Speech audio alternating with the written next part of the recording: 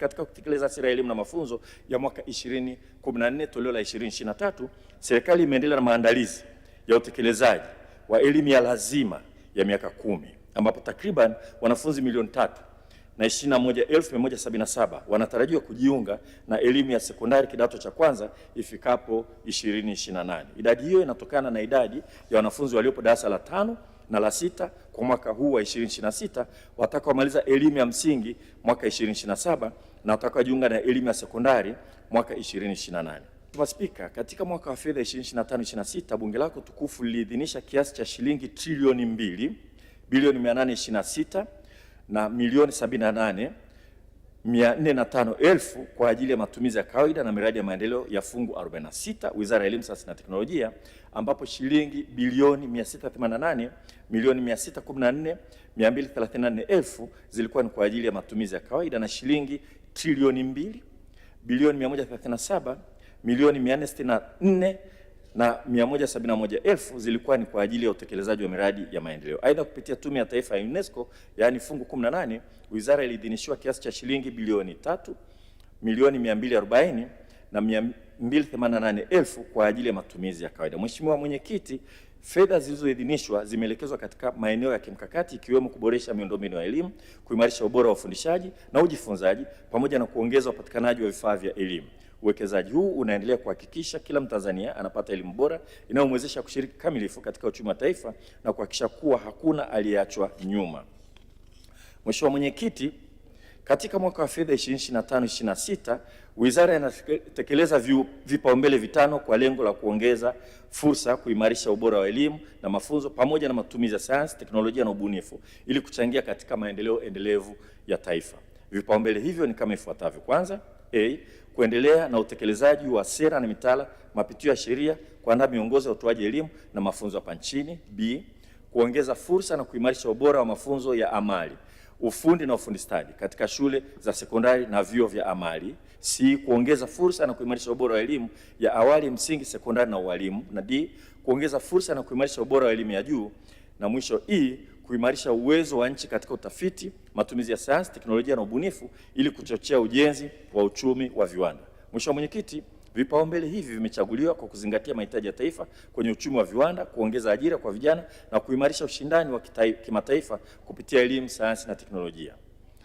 Mheshimiwa Mwenyekiti, serikali imeendelea kutekeleza sera, mipango na mikakati mbalimbali inayoimarisha utoaji wa elimu na mafunzo nchini kwa lengo la kuzalisha rasilimali watu yenye ujuzi na maarifa stahiki yatakayomwezesha Mtanzania kujiajiri na kuajiriwa pamoja na kuchangia katika maendeleo endelevu ya taifa. Mheshimiwa Mwenyekiti, katika kutekeleza sera ya elimu na mafunzo ya mwaka 2014 toleo la 2023, serikali imeendelea na maandalizi ya utekelezaji wa elimu ya lazima ya miaka 10 ambapo takriban wanafunzi milioni 3,021,177 wanatarajiwa kujiunga na elimu ya sekondari kidato cha kwanza ifikapo 2028. Idadi hiyo inatokana na idadi ya wanafunzi waliopo darasa la 5 na la 6 kwa mwaka huu wa 2026 watakaomaliza elimu ya msingi mwaka 2027 na watakaojiunga na elimu ya sekondari mwaka 2028.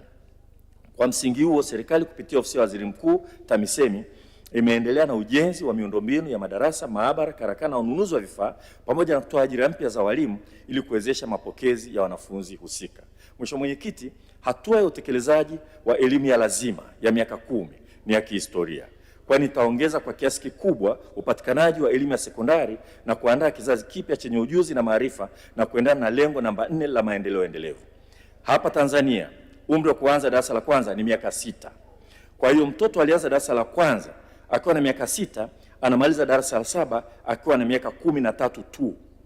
Huu ni umri ambao mtu hawezi kuajiriwa wala kuajirika. Sera ya elimu na mafunzo ya 2014 toleo la 2023 imerekebisha jambo hili kwa kufanya elimu ya lazima kuwa ni miaka 10. Hivyo kijana atamaliza elimu ya lazima akiwa na miaka 16. Kwa hiyo mageuzi ya kufanya elimu ya msingi iwe ni miaka 6 lakini elimu ya lazima iwe ni miaka 10 ni mkakati wa kuhakikisha kijana hawezi kutoka kwenye mfumo wa elimu kabla hajakaribia umri wa kuajirika au kujiajiri. Mkakati wa pili unaozingatia fursa katika ajira ni kuanzisha mkondo wa amali katika shule za sekondari. Mheshimiwa Mwenyekiti, vile serikali imeendelea na mapitio sheria ya elimu sura ya 353, ambapo tayari imekamilisha kukusanya maoni kutoka kwa wadau mbalimbali wa elimu na kuandaa taarifa ya awali ya mapitio ya sheria.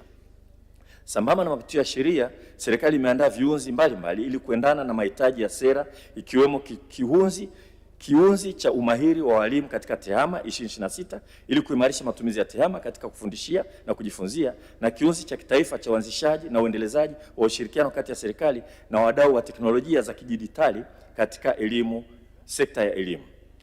Mheshimiwa Mwenyekiti, serikali pia imeandaa miongozo mbalimbali ikiwepo miongozo 8 ya utoaji elimu jumuishi. Miongozo hiyo ni pamoja na mwongozo wa sanaa na michezo rekebifu kwa wanafunzi wenye mahitaji maalum wa mwaka 2026, mwongozo wa matumizi ya TEHAMA na teknolojia saidizi kwa wanafunzi wenye mahitaji maalum kwa mwaka 2026, mwongozo wa lugha ya alama ya Tanzania wa mwaka 2026 na mwongozo wa utoaji wa elimu ya amali kwa wanafunzi wenye mahitaji maalum wa 2026.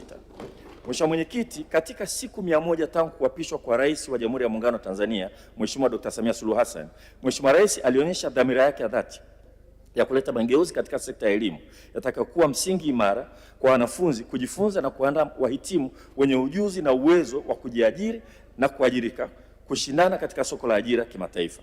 Katika kufikia azma hiyo ya Mheshimiwa Rais, serikali kupitia Wizara ya Elimu, Sayansi na Teknolojia imetekeleza yafuatayo. Moja, imeandaa mpango mkakati wa kisayansi wa kujenga umahiri wa kusoma, kuandika na kuhesabu, yani KKK, kwa watoto wa elimu ya awali na wanafunzi wa darasa la kwanza na la pili, ambao ulizinduliwa na Rais wetu Mheshimiwa Dr. Samia Suluhu Hassan, Rais wa Jamhuri ya Muungano wa Tanzania, tarehe 29 Januari 2026 jijini Dar es Salaam. Mpango huo ni hatua ya kimkakati ya kuhakikisha hakuna mwanafunzi anayefikia darasa la 3 bila kumudu stadi za kusoma, kuandika na kuhesabu. Na pili, nimeandaa mkakati wa pamoja kati ya waajiri, vyuo vya ufundi stadi na vyuo vikuu ambao ulizinduliwa na Makamu wa Rais wa Jamhuri ya Muungano wa Tanzania, Balozi Dr. Emmanuel John Nchimbi, tarehe 9 Februari 2026 jijini Dar es Salaam. Mpango huu unalenga kuimarisha ushirikiano baina ya sekta ya ajira na viwanda na taasisi za elimu ili kuandaa wataalamu kulingana na mahitaji, wanafunzi kujifunza kwa vitendo, pamoja na kuwezesha wahitimu kujiajiri au kuajiriwa. Mheshimiwa Mwenyekiti, ni matarajio yetu kuwa mpango wa pamoja kati ya waajiri, vyuo vya elimu ya ufundi na mafunzo ya ufundi stadi na vyuo vikuu utaimarisha ushirikiano na viwanda. Vilevile utahamasisha waajiri kutoa fursa zaidi kwa wahitimu na kutoa mafunzo kwa vitendo kwa wanafunzi, na hivyo kupunguza au kuondoa kabisa changamoto ya kukosekana kwa uwiano baina ya ujuzi na mahitaji ya soko la ajira, yani skills mismatch. Mheshimiwa Mwenyekiti, serikali imedahili wanafunzi 315,307 kati ya wanafunzi wa vyuo vya elimu ya ufundi. Wanafunzi wa vyuo vya elimu ya ufundi ni 236,199 na vyuo vya mafunzo ya ufundi stadi ni 79, sawa na 119% ya lengo la kudahili wanafunzi 265,000. Ongezeko hili la udahili linaonyesha mafanikio makubwa ya serikali katika kuongeza fursa za upatikanaji wa elimu ya ufundi na mafunzo ya ufundi stadi. Hii ni hatua muhimu katika kujenga nguvu kazi yenye ujuzi na inaongeza ajira kwa vijana. Mheshimiwa Mwenyekiti, serikali imeendelea na ujenzi na ukarabati wa miundombinu ya vyuo vya elimu ya ufundi na mafunzo ya ufundi stadi ili kuongeza fursa ya amali, ikiwemo ujenzi wa VETA 65 za wilaya na chuo kimoja cha mkoa wa Songwe, ambapo wastani wa ujenzi umefikia 68%. Mradi huu wa kimkakati utaongeza fursa ya upatikanaji wa elimu ya ufundi katika ngazi ya wilaya, hivyo kuwezesha vijana wengi zaidi kupata ujuzi bila kulazimika kuhama maeneo yao. Hatua hii pia itaongeza usawa wa upatikanaji wa elimu nchini. Na pili, ukarabati wa miundombinu ya vilivyokuwa vyuo vya ualimu Mtwara kawaida na Mtwara ufundi, ambavyo vyuo hivyo pia vimeunganishwa na kuwa ni ndaki ya Mtwara ya ualimu ufundi ya Chuo Kikuu cha Sayansi na Teknolojia ya Mbeya, ambapo ukarabati umefikia 68%. Mheshimiwa Mwenyekiti, katika kuvipa hadhi vituo vya umahiri ili kuimarisha utoaji wa mafunzo ya fani za kipaumbele zinazolenga kuzalisha wataalamu waliobobea, serikali imeendelea kutekeleza yafuatayo. Moja, imekamilisha ujenzi wa jengo lenye kumbi za mihadhara, maabara na ofisi, pamoja na kuweka vifaa vya kisasa vya TEHAMA na teknolojia katika kituo cha kikanda cha umahiri katika TEHAMA kilichopo katika Taasisi ya Teknolojia Dar es Salaam. Na pili, imeendelea na ujenzi wa kituo cha umahiri cha uchakataji na utengenezaji wa bidhaa za ngozi na teknolojia shirikishi katika kampasi ya Mwanza ya chuo hicho kinachojumuisha mabweni mawili, jengo maalum la taaluma, jengo la utawala, madarasa na jengo la kawaida. Mheshimiwa Mwenyekiti, serikali inatekeleza mpango wa kitaifa wa kuimarisha elimu ya ufundi na umahiri unaolenga kuandaa walimu wenye ujuzi wa kisasa na mbinu shirikishi za ufundishaji ambao umewezesha walimu 150 wa amali za kihandisi kwenda New Delhi, India kwa mwezi mmoja. Walimu hao walipatiwa mafunzo ya umahiri katika ufundishaji wa masomo ya amali katika vyuo vya huko, na pia walipata fursa ya kushiriki mafunzo kwa vitendo katika shule za ufundi na ufundi stadi nchini humo. Hatua hiyo ni ya kimkakati na inadhihirisha dhamira ya serikali ya kuwekeza katika rasilimali watu na kuhakikisha walimu wanakuwa chachu ya mabadiliko ya elimu na ajira kwa vijana. Mheshimiwa Mwenyekiti, udhibiti ubora wa elimu katika shule za awali, msingi, sekondari na vyuo vya walimu ni muhimu katika kuhakikisha elimu inatolewa katika taasisi hizo inazingatia taratibu na miongozo inayotolewa na wizara.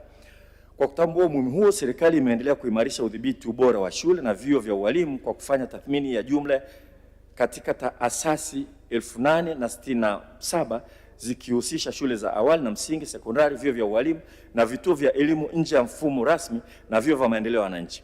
Aidha, asasi zilizobainika kuwa na upungufu zilipewa ushauri stahiki. Mheshimiwa Mwenyekiti, serikali imeendelea kuongeza upatikanaji wa vitabu vya elimu ya awali, msingi, sekondari na ualimu ili kufikia lengo la uwiano wa kitabu kimoja kwa mwanafunzi kwa kutekeleza hatua mbalimbali. Maombi ya fedha. Ili kuwezesha utekelezaji wa malengo yaliyoainishwa katika mwaka wa fedha 2026/27, Wizara ya Elimu, Sayansi na Teknolojia fungu 46 inaomba kuidhinishiwa jumla ya shilingi trilioni 2 bilioni 394,423,829 kwa mchanganuo ufuatao: shilingi bilioni 697,841,881 ni kwa ajili ya matumizi ya kawaida ya wizara, ambapo shilingi bilioni 648,082,352,000 ni kwa ajili ya mishahara, na shilingi bilioni 49,759,529,000 ni kwa ajili ya matumizi mengineyo, na shilingi trilioni 1 bilioni 696,581,948,000 zinaomba kwa ajili ya miradi ya maendeleo, na ambapo shilingi trilioni 1 bilioni 337,249,000 ni fedha za ndani, na shilingi bilioni 352,332,948,000 ni fedha kutoka washirika wa maendeleo. Mheshimiwa Mwenyekiti, wizara kupitia Tume ya Taifa ya UNESCO fungu 18 inaomba kuidhinishiwa jumla ya shilingi bilioni 3,866,993,000 kwa ajili ya matumizi ya kawaida, ambapo mishahara ni shilingi bilioni 1,335,020,000 na matumizi mengineyo ni shilingi bilioni 2,533,973,000. Mheshimiwa Mwenyekiti, kwa heshima kubwa naomba sasa bunge lako tukufu likubali kupokea, kujadili na kupitisha makadirio ya bajeti ya wizara fungu 46 na fungu 18 yenye jumla ya shilingi trilioni 2 bilioni 398,290,822,000. Mheshimiwa Spika, napenda kuhitimisha kwa kutoa shukrani zangu za dhati kwako wewe Mheshimiwa Mwenyekiti na waheshimiwa wabunge wote kwa kunisikiliza. Mheshimiwa Mwenyekiti, hotuba hii inapatikana katika tovuti ya wizara www.moe.go.tz. Mheshimiwa Mwenyekiti, naomba kutoa hoja. Asante sana Mheshimiwa Waziri, hoja imepokelewa na hoja imekubaliwa.